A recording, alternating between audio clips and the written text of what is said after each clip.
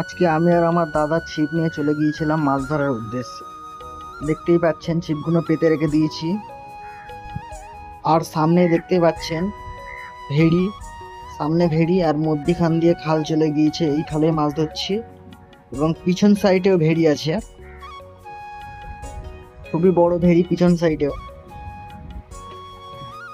বেশ কিছুক্ষণ অপেক্ষা করার পরে একটি ল্যাঠা মাছ হয়েছিল, এরপর আরো একটি ল্যাঠা মাছ হয়েছিল, তারপর আরো একটি শিঙি মাছ হয়েছিল। আবার কিছুক্ষণ অপেক্ষা করার পরে আরো একটি ল্যাঠা মাছ হয়েছিল। এই একটা ল্যাঠা মাছ দেখতেই পাচ্ছেন, খুবই এটা খুব বড়।